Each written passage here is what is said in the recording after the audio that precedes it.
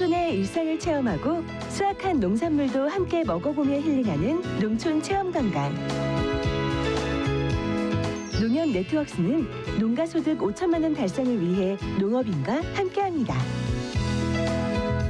농업인과 소비자의 또 다른 만남. 우리 모두의 농촌 체험 관광. 검색창에 곱함을 치면 만날 수 있습니다.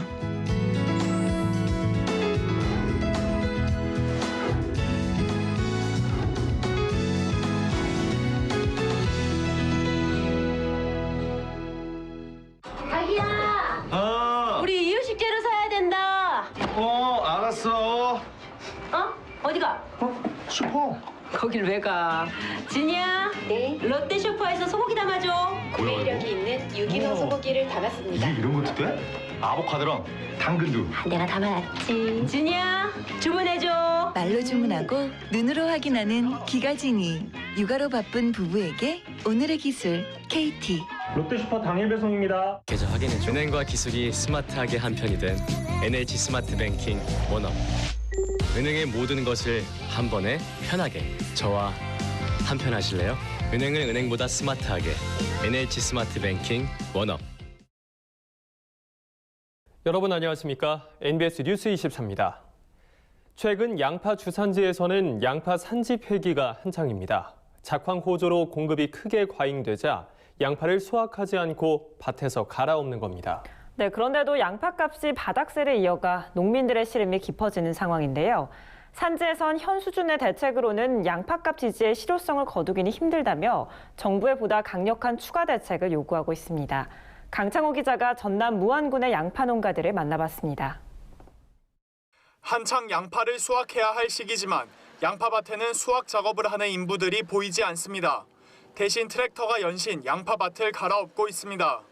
작황 호조로 국내 수요를 훌쩍 뛰어넘는 과잉 생산이 예상됨에 따라 양파 산지 폐기를 하는 겁니다. 양파 주산지인 이곳 전남 무안에서는 수확 앞둔 양파를 밭에서 갈아엎는 산지 폐기가 한창입니다.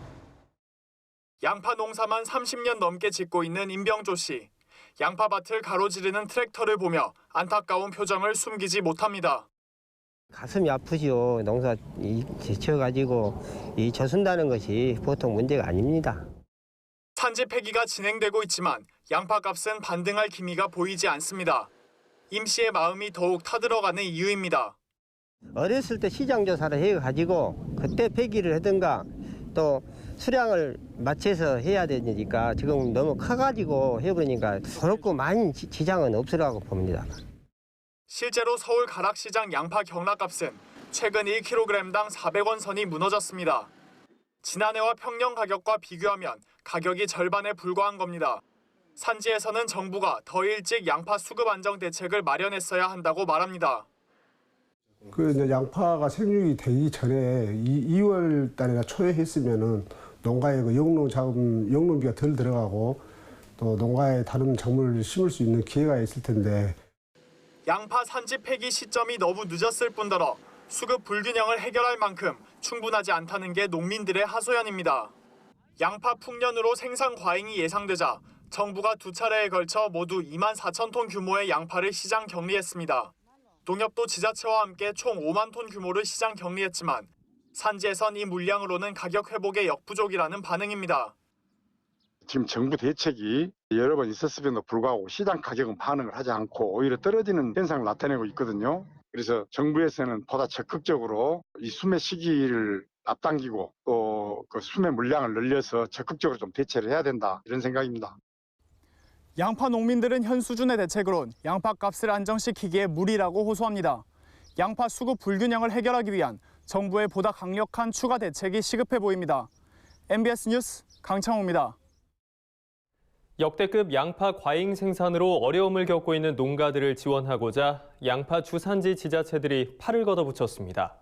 소비 촉진이나 산지 폐기 지원 등에 발벗고 나선 건데요.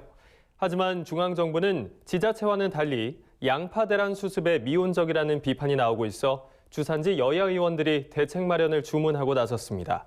윤슬기 기자가 보도합니다. 양파값의 날개 없는 추락이 계속되고 있습니다. 이에 양파 주산지 지방자치단체들은 양파 대란 수습에 발벗고 나섰습니다. 전국 최대 양파 주산지인 전남 무안군은 산지 폐기에 들어가는 농가 부담금을 지원합니다. 무안군에서 현재까지 폐기한 양파는 18,174톤으로 그 비용만 60억 원이 넘습니다. 이 중 20%인 12억은 농가 몫인데 군이 이를 전액 지원하기로 한 겁니다. 양파 가격 하락으로 어려움을 겪고 있는 농가를 위해서 농가 자담 20%인 그 12억 원을 또 과잉 생산된 그 양파를 해결하기 위해서 양파를 수출하는 그 농가에게 수출 물류비 8억 8천만 원도 이 농산물 가격 안정 기금에서 지원하기로 했습니다. 경남 함영군도 양파 수출에 적극적입니다. 함영군은 5월 말에 처음으로 양파 24톤을 수출한 데 이어 9월까지 총 4,000톤가량을 수출키로 했습니다. 이와 함께 소비 촉진 운동과 일손 돕기 등 다양한 활동을 통해 다각적인 수급 대책을 펼치고 있습니다. 경남 양파 많이 드세요. 경남도는 대대적인 소비 촉진에 뛰어들었습니다. 아예 6, 7월을 범도민 양파 소비 촉진 활성화 운동 추진 기간으로 정하고 양파 1인 1망 사주기 또는 선물하기 운동을 전개합니다. 또 직거래 장터를 운영하며 양파 시식 및 판매 행사도 펼치고 있습니다. 전북에선 공동수확 작업비를 지원해 양파 농가들의 생산비 절감에 나섰습니다. 대상은 도내 지역 농협과 통합 마케팅 조직에 개통 출하하는 농가입니다. 참여 농가는 공동수확을 통해 생산비가 10% 절감되는 효과를 얻게 됩니다. 지자체들은 양파 대란을 수습하고자 여러 자구책을 마련하며 진땀을 빼고 있지만 정작 정부 대응은 미진하다는 비판이 제기되고 있습니다. 지금까지 정부가 수매 비축한 물량이 12,000톤에 불과해서입니다. 결국 주산지 여야 의원들이 정부를 질타하고 나섰습니다. 정부가 상황의 심각성을 제대로 알았다면 보다 공격적인 대책을 펼쳤을 거란 겁니다. 평균 수요량이 얼마인지에 따라서 이 과잉 생산량이 기준이 달라지는데 음식점들 특히 지금 장사 안 된다고 난리거든요. 작년부터 해서 경기가 많이 나빠졌기 때문에 실제 수요량 자체가 굉장히 격감하리라고 저는 예상을 합니다. 평균 수요량으로 예상을 하면 크게 빗나갈 거라고 생각을 하기 때문에 좀 더 공격적으로 비축을 하든지 또 시장 격려를 해야 된다고 그렇게 생각을 하고 있습니다. 의원들은 지금이라도 정부가 현재 상황을 재난으로 규정하고 이에 상응하는 대책을 펼쳐야 한다고 입을 모읍니다. 추경이나 예비비를 동원해서라도 수매 비축 물량을 늘리거나 시장 격리를 서두르라고 주문하고 있습니다. MBS 뉴스 윤슬기입니다. 요즘 아침을 거르거나 밥 대신 빵 드시는 분들 많으시죠? 이렇게 쌀 소비가 줄어들면서 매년 많은 양의 쌀이 남아 돌고 있는데요. 앞으로 쌀 소비가 매년 1.9%씩 줄어들 거란 전망이 나와서 농업계의 우려가 커지고 있습니다. 김민경 기자가 보도합니다. 1인당 쌀 소비량이 앞으로 10년간 연평균 1.9%씩 줄어들 것으로 예측됐습니다. 한국농촌경제연구원은 최근 발표한 소비 변화에 대응한 식량정책 개선 방안 연구를 통해 이같이 밝혔습니다. 이제까지의 양곡 소비량과 이웃나라 일본, 대만 등의 소비량 추이를 참고해 앞으로의 쌀 소비량을 예측한 겁니다. 농경연은 1인당 연간 쌀 소비량이 지난 1970년 136.4kg으로 최고치를 기록했다가 이후 지속적으로 감소했다고 설명했습니다. 1980년부터는 연간 쌀 소비량이 본격적으로 줄어들기 시작해 최근까지도 감소세가 계속 유지되고 있는 겁니다. 특히 점심과 저녁 식사의 쌀 소비량 감소율은 3%대지만 아침 식사의 쌀 소비량 감소율은 6.4%에 이른다고 밝혔습니다. 아침 식사를 아예 거르거나 챙겨 먹더라도 밥 대신 빵이나 다른 먹거리를 먹는 사람이 늘어났다는 분석입니다. 이 같은 추세는 모든 연령대에서 공통적으로 나타났는데 특히 10대에서 40대까지의 아침 쌀 소비량이 점심과 저녁보다 2배 이상 크게 줄어들었습니다. 그나마 가공용 쌀 소비가 연평균 3% 이상 늘고 있어 전체 쌀 소비량 감소세를 다소 완화하는 것으로 나타났습니다. 하지만 농경연은 앞으로도 쌀 소비량이 계속 줄어들어 연평균 10만 톤에서 28만 톤의 쌀이 남아돌 것이라고 예측했습니다. 이에 따라 벼 재배 면적을 줄이는 것뿐 아니라 쌀 소비량을 늘리기 위한 대응책을 마련해야 한다고 강조했습니다. 구체적인 방안으로는 직불제의 논밭 통합 운영과 함께 논타작물 재배 지원 사업에 장기적인 후속 조치가 필요하다고 밝혔습니다.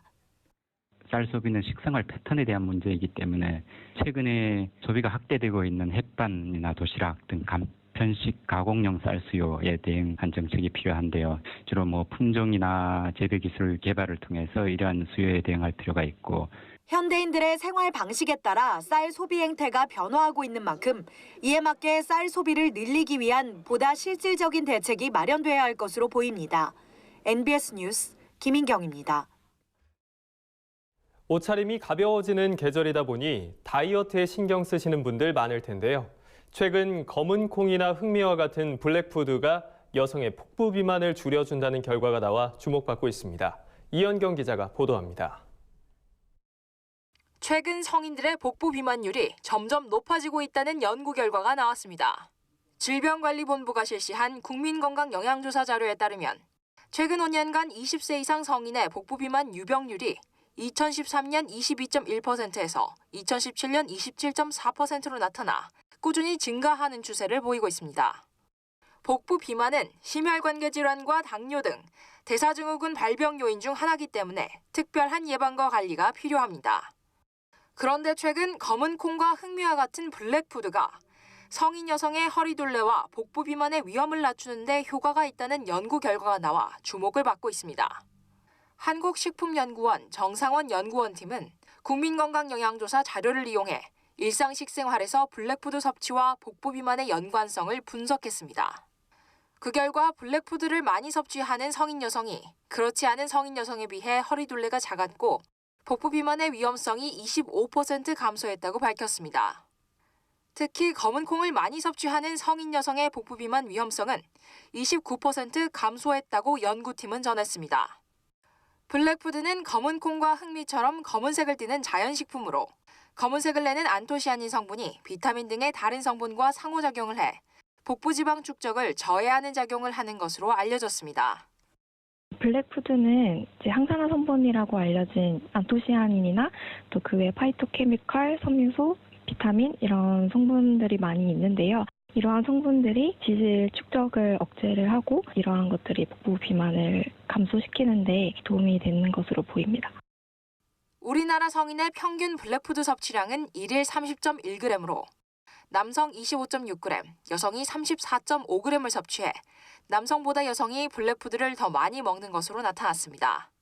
이에 따라 평소에 검은 콩과 검은 깨를 밥에 넣어 먹거나 블랙푸드가 들어간 우유나 식빵, 검은 식초 등의 섭취를 늘리면 건강에 도움이 될 것으로 보입니다. 또 앞으로 블랙푸드 소비가 늘어나면 관련 농가들의 소득 증대에 도움이 될 것으로 기대됩니다. NBS 뉴스 이현경입니다. 다음은 지역 뉴스입니다. 전라남도가 농경지 침수 피해를 예방하기 위한 배수 개선 사업비로 국비 1,136억 원을 추가 확보했습니다.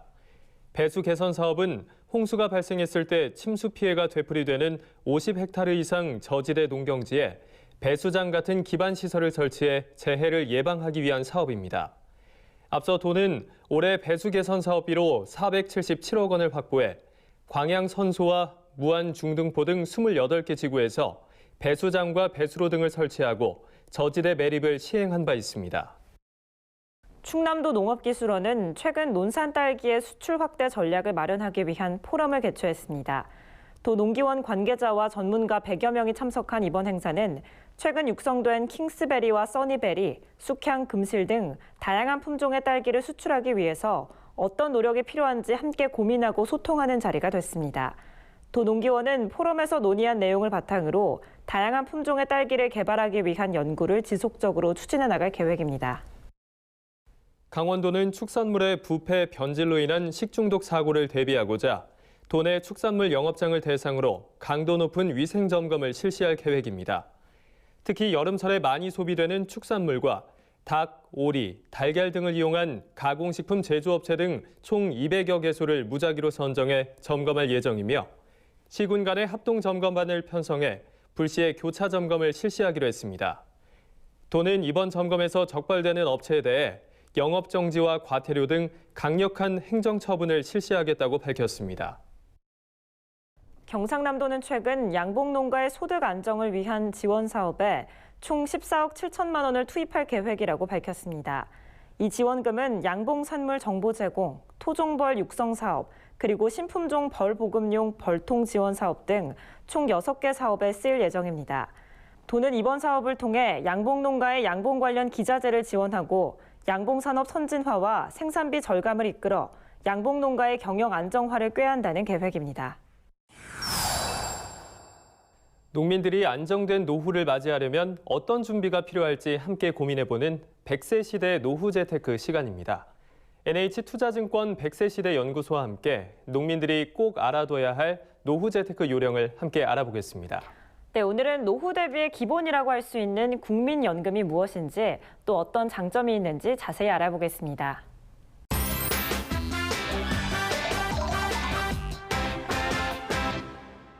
안녕하세요.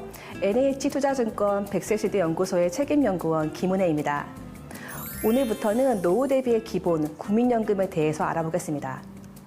우리나라는 국내에 거주하는 만 18세 이상, 60세 미만의 국민들은 의무적으로 국민연금에 가입하게 되어 있습니다. 그런데 왜 국민연금은 의무적으로 가입해야 할까요? 그 이유는 노후 빈곤층 증가로 인해 사회복지 예산이 늘어나는 것을 막고 국민의 기본적 소득을 보장하기 위해서입니다. 국민연금 가입자 유형은 다음 4가지로 구분할 수 있습니다. 사업자 가입형은 1인 이상의 근로자를 고용하고 있는 사업주와 근로자가 해당합니다. 지역 가입자는 지역에서 개별적으로 가입하는 사람들로서 자영업자, 농어업인들이 해당합니다. 우리 농업인분들은 대부분 여기에 해당되실 겁니다. 임의 가입자는 전업주부와 학생 등 소득이 없어서 의무 가입 대상은 아니지만 본인이 희망해서 가입을 신청하는 경우를 말합니다. 마지막으로 임의 계속 가입자는 60세에 도달한 가입자가 본인이 희망해서 계속 가입을 신청한 경우를 말합니다. 국민연금이 고갈된다는 뉴스가 많습니다. 특히 젊은 세대로 갈수록 연금 수령에 대한 불안이 높은 것이 사실인데요. 과연 국민연금 받을 수 있을까요? 없을까요? 저출산, 고령화, 저성장, 저금리 등 복합적인 요인으로 전문가들은 우리나라 국민연금은 2057년 정도에 기금이 소진될 것으로 전망하고 있습니다. 하지만 이런 걱정은 우리나라만의 문제는 아닙니다. 그래서 오래전부터 연금제도가 도입된 서유럽 국가들은 공적연금의 재원조달 방식을 바꾸어 운영하고 있는데요. 우리나라도 이러한 추세를 따를 것으로 보입니다. 한마디로 국민연금은 국가가 주관하는 핵심 노후복지 제도이기 때문에 기금이 소진되어도 운영 방식을 바꿔서 계속 지급한다는 것이죠. 자, 그렇다면 국민연금은 어떻게 해야 받을 수 있을까요? 우리 국민연금은 최소한 10년, 즉 120개월 이상을 보험료를 납입해야 받을 수 있습니다. 만약 납부기간이 10년이 안 된다면 일시금으로 지급하는데요. 그렇기 때문에 납부기간이 10년이 안 될 경우 임의 계속 가입을 선택해서 10년을 채우는 것이 유리합니다. 내가 국민연금에 가입이 되어 있는지 안 되어 있는지 확인하고 싶으신 분들은 금융감독원 통관연금 포털 및 국민연금 홈페이지에 접속하시면 국민연금 가입 현황을 쉽게 조회할 수 있습니다. 특히 통관연금 포털 내 연금 조회에서는 국민연금 예상 수령액 외에도 퇴직연금, 개인연금의 적립금, 연금 개시 예정일 등도 한 번에 조회할 수 있습니다. 국민연금 가입 아직도 망설이고 계신가요? 국가가 보장하는 국민연금 제도, 노후 재테크의 시작입니다. 저희가 준비한 소식은 여기까지입니다. NBS 뉴스 24 마칩니다. 함께해 주신 여러분 고맙습니다.